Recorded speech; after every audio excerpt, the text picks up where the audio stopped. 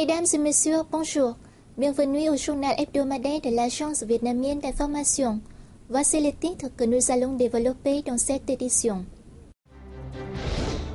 Du 12 au 14 novembre à Hanoï, les députés de l'Assemblée nationale ont interpellé des membres du gouvernement sur plusieurs problèmes socio-économiques importants du pays. La présidente du Conseil de la Fédération de Russie, la Chambre haute, Valentina Ivanovna Matviyenko, a effectué les 15 et 16 novembre une visite officielle au Vietnam. Visite d'une grande importance pour le renforcement des relations de partenariat stratégique intégral entre les deux pays. Le département de langue et de culture française de l'Université des langues et d'études internationales, dans l'enceinte de l'Université nationale de Hanoï, fêtera ce week-end son cinquantenaire. L'occasion de revisiter un centre phare de l'enseignement du français et de l'étude de la civilisation française au Vietnam comme en Asie du Sud-Est.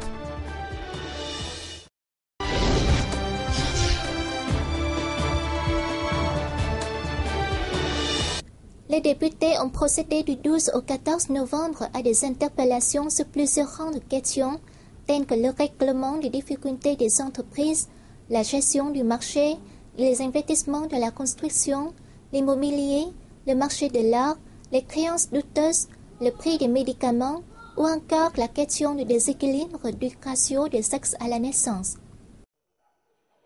Les députés ont envoyé au Premier ministre et aux membres du gouvernement 175 bulletins d'interpellation avec 247 questions. Le Premier ministre a désigné les membres du gouvernement leur demandant de donner les réponses sous forme de documents pour les adresser aux députés.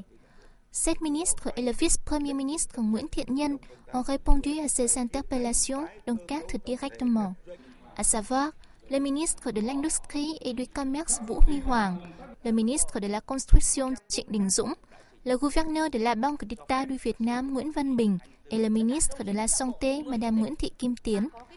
Le Premier ministre Nguyễn Tấn Dũng leur a ensuite succédé pour fournir aux députés des explications complémentaires sur les problèmes évoqués lors de ces interpellations. Le Premier ministre Nguyễn Tấn Dũng a brossé le bilan de l'état de la situation socio-économique du pays qui a connu des changements positifs.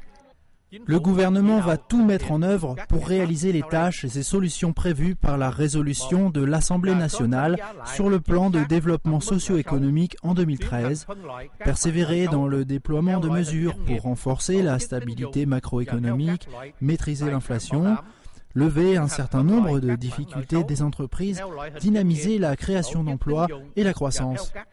Pour l'année 2013, le gouvernement va concentrer ses efforts sur la liquidation des stocks, le traitement des créances douteuses, l'accélération du développement de la production et du commerce.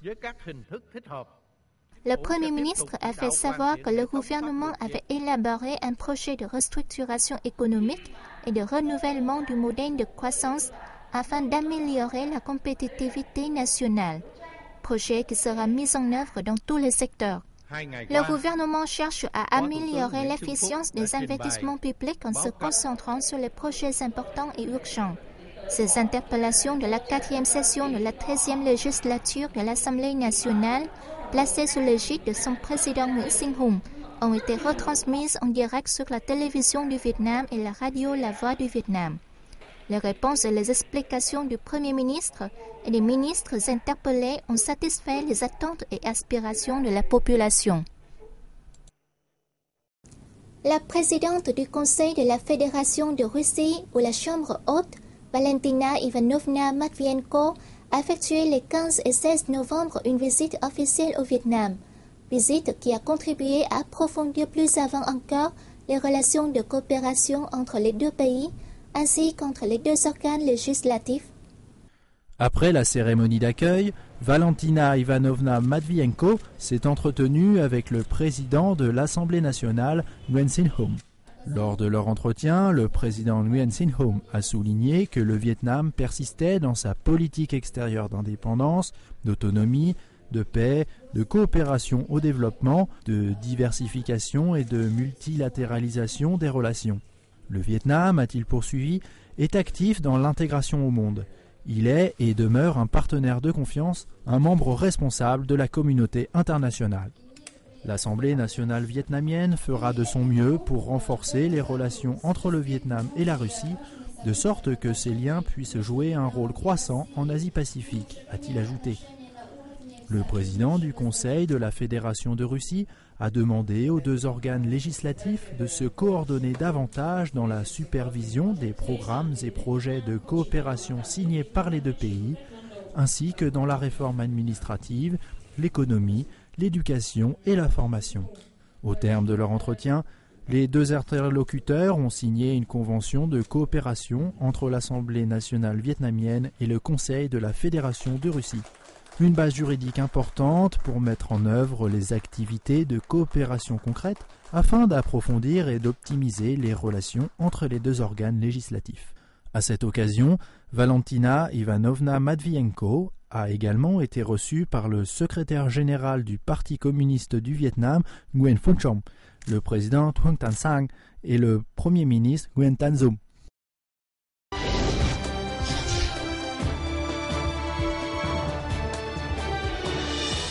Économie maintenant. Selon l'Association des pays producteurs du caoutchouc naturel, le Vietnam produira cette année 955 000 tonnes de latex, soit une croissance de 16,6% en glissement annuel. Il pourrait ainsi dépasser la Malaisie pour devenir le troisième producteur mondial.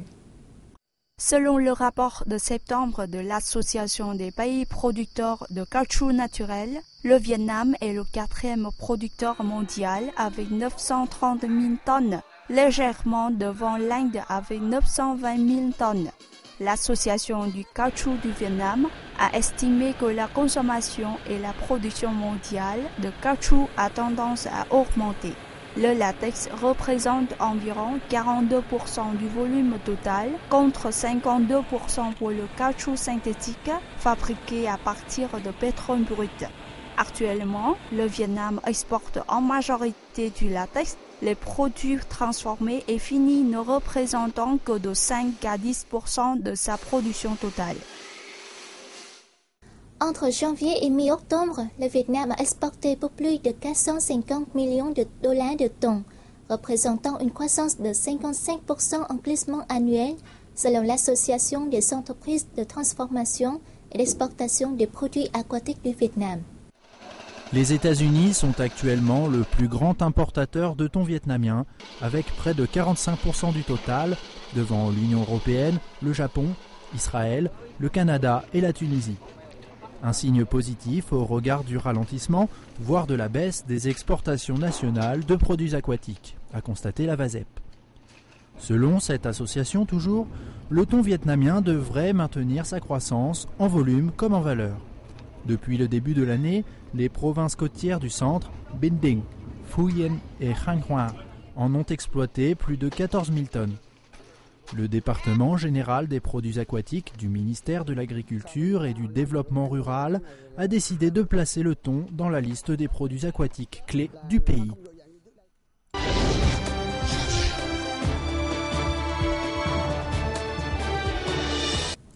Il est des anniversaires dont on est fier, quel panache, quelle euphorie et quel bonheur pour le département de langue et de culture française de l'Université des langues et des études internationales, anciennement le département des langues françaises de l'École normale supérieure de Hanoï, de souffler ses 50 bougies. Un reportage signé Vinus de l'Agence vietnamienne d'information. Le département de langue et de culture française de l'Université des langues et d'études internationales, relevant de l'Université nationale de Hanoï, célèbre ce mois-ci son 50e anniversaire avec un palmarès digne d'un porte-étendard de l'enseignement du français et de l'étude de la civilisation française au Vietnam. Si l'heure est à la fête, on y ressent cette atmosphère spéciale où les souvenirs sont ravivés, à l'image de cette grande photo qui orne le bureau de son 9e doyen, le docteur Chim Duc Thai, photo qui immortalise la rencontre entre le Premier ministre Pham Van Dong et l'enseignant du peuple Vo Dinh Lien à l'occasion de sa nomination à la tête du département en 1962.